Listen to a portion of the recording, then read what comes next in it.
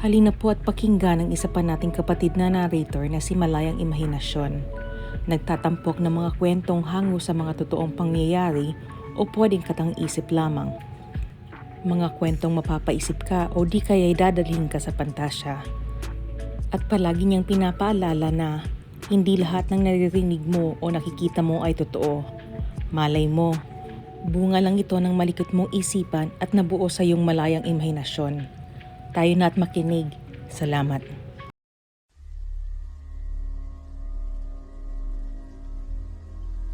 The story that you are about to hear is a compilation of documented true facts, featuring characters, events, or places that has played a role in shaping history.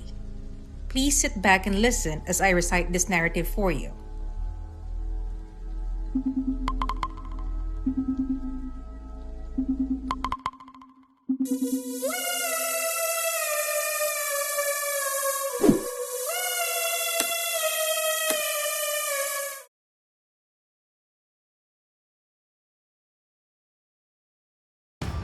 Before I begin this narration, let me apologize in advance for any mispronounced words. If you hear a word I mispronounced and you know how to say it correctly, please feel free to comment below.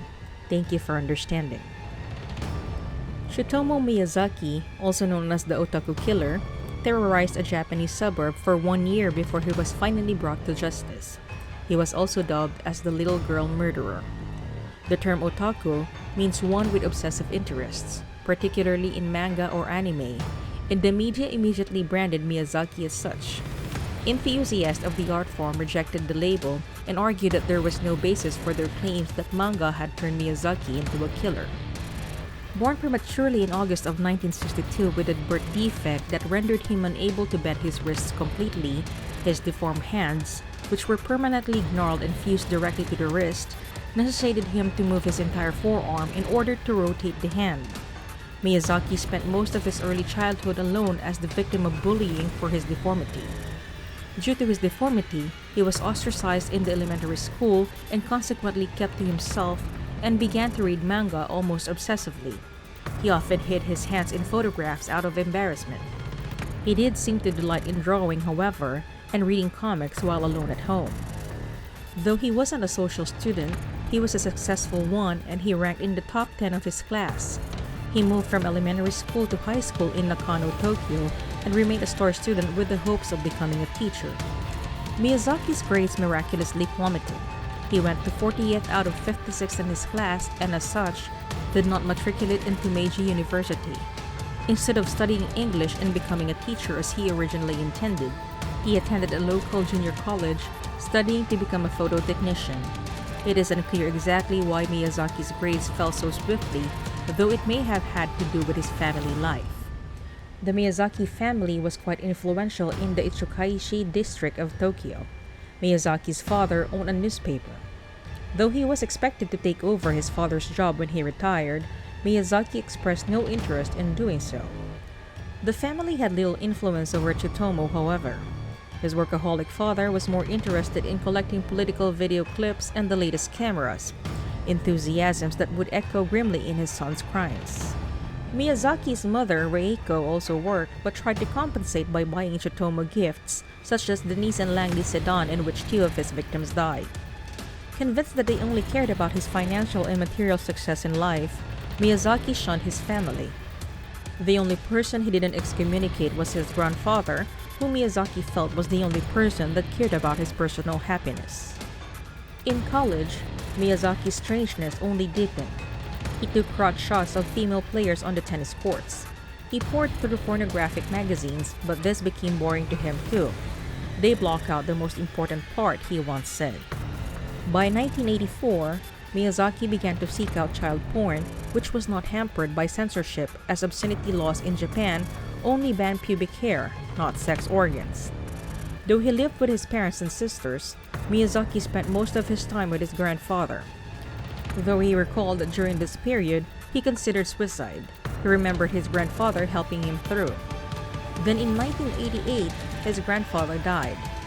This may have been the trigger point since his grandfather had been his only warm adult relationship, and the death marked the breaking of Miyazaki's last bonds with society. Miyazaki himself admitted that after his grandfather was cremated, he ate some of the ashes in order to feel close to him while distancing himself from his family. Whether Tsutomu Miyazaki had this disturbance in him all along or developed it in response to his grandfather's death is unknown, though timing suggests that following death, Miyazaki had transformed.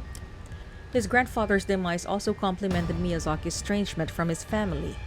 Once, when his youngest sister yelled at him for peeking at her in the bath, he burst in and smashed her head against the bathtub. Later, when his mother suggested he spend more time at work and less with his videos, Miyazaki exploded and beat her. Miyazaki's father had long since given up trying to talk to him. Miyazaki grabbed his first victim, 4-year-old Marie Kono, on August 22, 1988. He drove her to a wooded area west of Tokyo and parked the car under a bridge where it couldn't be seen by passerbys. For half an hour, the two waited in the car. Then, Miyazaki murdered the young girl, stripped her of her clothes, and raped her. He left her naked body in the woods, returned home with her clothing. For several weeks, he let the body decompose in the woods, checking on it periodically. Eventually, he removed her hands and feet and kept them in his closet. A few days after Marie disappeared, Yoki Kono, Marie's mother, received a postcard with a haunting message after she had expressed hope in a news bulletin that her daughter was still alive. "There are devils about," it read. The police dismissed the note as the act of a crank. In October of 1988, Miyazaki abducted a second little girl. The second victim was 7-year-old Masami Yoshisawa, whom Miyazaki spotted walking home along the road. He offered her a ride. It was easy to persuade the child to get into his car, and he returned to a spot close to his first murder. In fact, where the child's undiscovered bones still lay. This time, after strangling his victim, Miyazaki stripped her quickly before rigor mortis set in and sexually abused her corpse. When the little body shuddered involuntarily, Miyazaki was frightened. He ran back to his car and drove off. He walked away with her clothing, leaving her body naked in the woods. By this time, panic had set in among the parents of little girls in Saitama Prefecture. The kidnapper and would-be serial killer had been named the Otaku Killer or Otaku Murderer, and his crimes, the little girl murders. The police were suspicious enough to compare the two cases, but had neither lids nor bodies. On December 12, 4-year-old Erika Namba was abducted while walking home along the road. She was crying by the time he pulled into the parking area at the Youth Nature House in Nagori. He told Erika to undress in the back seat, then began to photograph her, the strobe flashing in the dark. A car drove by, its headlights sweeping momentarily across Miyazaki's face. Erika began sobbing again. Miyazaki grabbed her by the throat and straddled her, holding her kicking body down with his weight as he strangled her. By 7 p.m., his third victim was dead. Miyazaki carefully wrapped the body in a sheet and put it in the trunk. Then he disposed of her clothes in the woods behind the parking area and drove off. Miyazaki's mind clearly wasn't on the road. As he turned a corner, one of the Langley's front wheels slipped into the gutter. The car was stuck. So he switched on the hazard lights and disappeared into the dark woods with a sheet-wrapped body in his arms.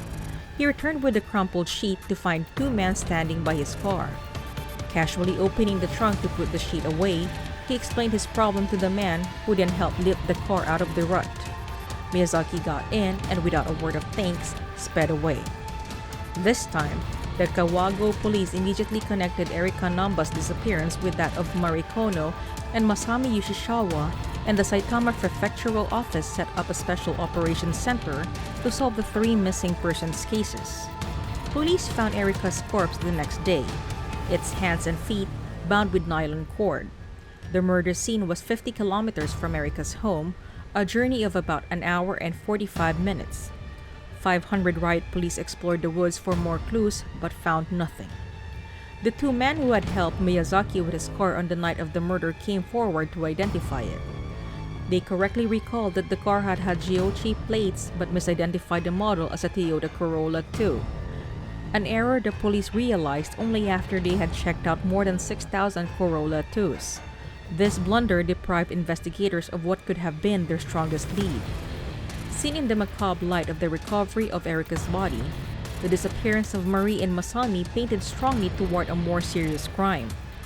All the girls were from Saitama Prefecture. All lived within 30 kilometers of each other. As soon as they found the body of the third girl, they began to treat it as a serial murder case, said a police journalist. Police found that the families had something else in common. They had all been bothered by strange phone calls. The phone would ring, but when answered, the person on the other end would say nothing. If they didn't pick it up, the phone would ring for up to 20 minutes. They also received gruesome postcards with letters cut from magazines to form words like cold and death.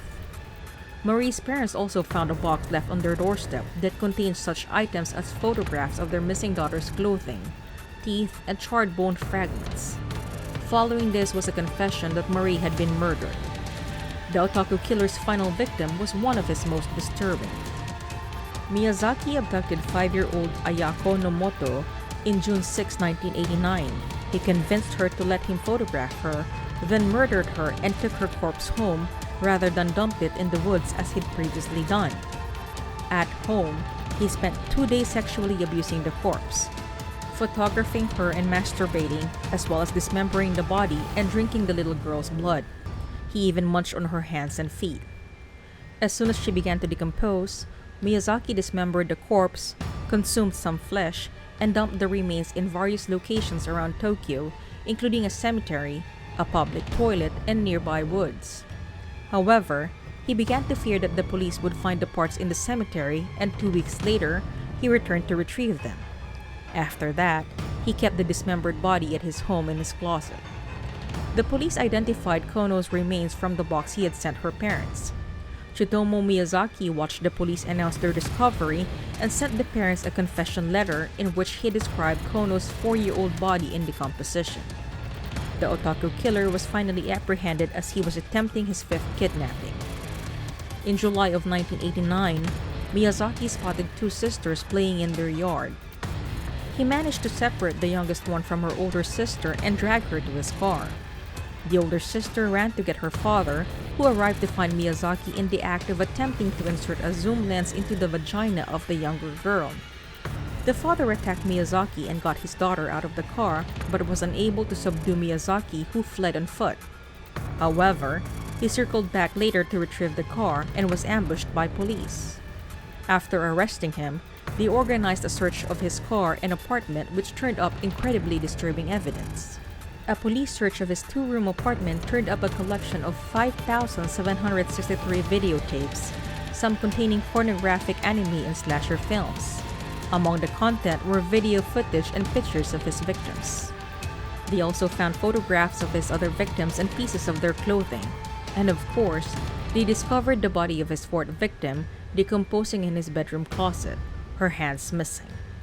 The centerpieces of his collection were the first 5 guinea pig films. He apparently used the 2nd film in the series as a template for one of his killings. Throughout his trial, Tsutomu Miyazaki remained incredibly calm. Reporters noted that he was almost indifferent to his arrest and entirely unbothered by the things he had done or the fate he was facing. Psychoanalysts who examined him during the trial pinpointed his lack of connection with his parents as an early sign of his disturbance. They also noted that since he had no connection with his family, he had instead turned to a fantasy world, including manga and slasher films, to give him solace. Meanwhile, his parents publicly disowned him, and his father refused to pay for his son's legal fees. He would later commit suicide in 1994. Though 3 separate analytic teams examined him during his 7-year trial to determine whether or not he was feeble-minded and thus entitled to a short sentence, it was concluded by a team of psychiatrists from Tokyo University that Miyazaki, though suffering from multiple personality disorder and extreme schizophrenia, was still aware of the gravity and consequences of his crimes and was therefore accountable for them. He was sentenced to death by hanging. He has remained on death row for many years, appealing to have his sentence reduced to life imprisonment. He has also voiced fear of being hanged, the standard execution method in Japan, requesting instead American-style lethal injection. His life is essentially the same as when he committed his murders, spending his days reading manga and comic books and watching anime on a small television in his cell. In 2008, his sentence was carried out and Tsutomu Miyazaki, the Otaku Killer, finally answered for the terrible crimes he committed. He was hanged.